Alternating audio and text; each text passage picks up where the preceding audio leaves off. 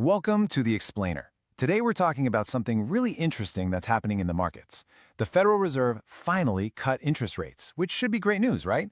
But instead of a huge rally, the market got, well, kind of nervous. So let's break down what's really going on and where the opportunities might be hiding.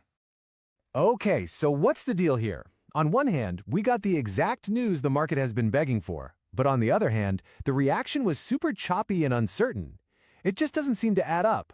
So what's really happening behind the scenes?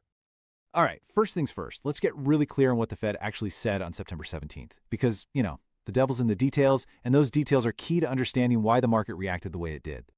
So not only did we get that 25 basis point cut that everyone expected, but the Fed basically telegraphed that more cuts are coming.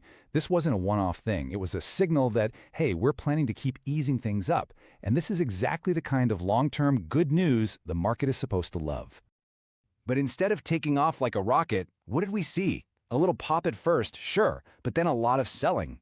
This is a textbook, classic case of buy the rumor, sell the news. Basically, the market had already anticipated the rate cut for weeks, maybe even months. So when the news actually dropped, all the traders who'd already bought in just said, "Thank you very much," and took their profits. Now here's where it gets really interesting. This sell the news reaction didn't just happen in a vacuum. The Fed's announcement landed right at the beginning of what is, historically, a really tough time of year for the stock market. And check this out.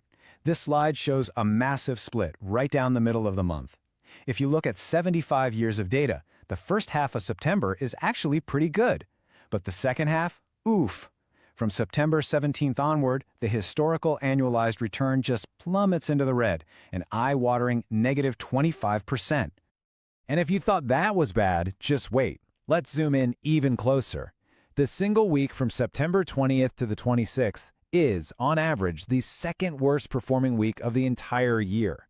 We're talking about a staggering annualized loss of over 43%. It's just historically brutal.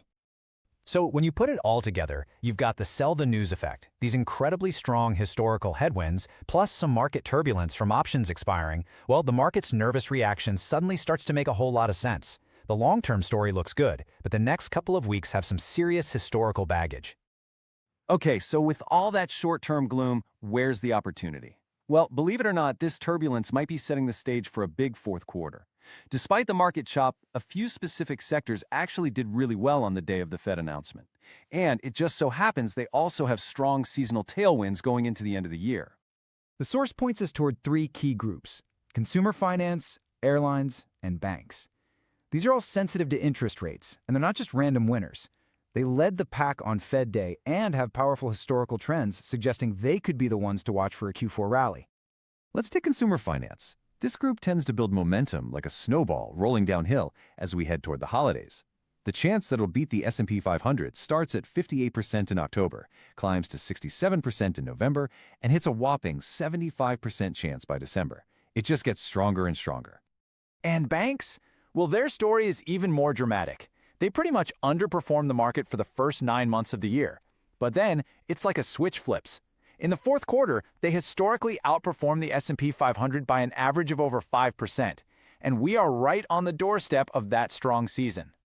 So, we've got the sectors, but let's bring this down to a single company to really see what this looks like in action. While the source material we're looking at covers a bunch of potential stocks, it highlights one in particular as a great case study for this whole setup. And that stock is VIP Shop Holdings, ticker VIPS. The reason it's getting called out is because it just made a huge technical move.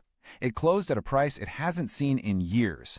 This wasn't just a random one-day pop. It was a major breakout from a long period of being stuck. And the really key thing here is that it's not just one signal pointing up, it's everything flashing green at once. It broke through a major price ceiling, the money flow indicator is soaring, it's outperforming the market, and it's all happening on strong volume. It's the whole package, suggesting this move could really have some legs. All right, let's pull all of this together. We've talked about the Fed, the weird market reaction, the historical headwinds, and the potential bright spots. So, what's the bottom line here? What does this all mean for you as you look at the market for the rest of the year? The big takeaway is really a two-part game plan. Part 1, respect the risk. The history of late September is what it is, so it pays to be cautious for now. But part 2 is to prepare for the opportunity. The long-term setup for the fourth quarter looks really strong, so the strategy is to use any market weakness in the coming weeks as a chance to get positioned in those areas that are ready to run. And that really leaves us with the big question, doesn't it?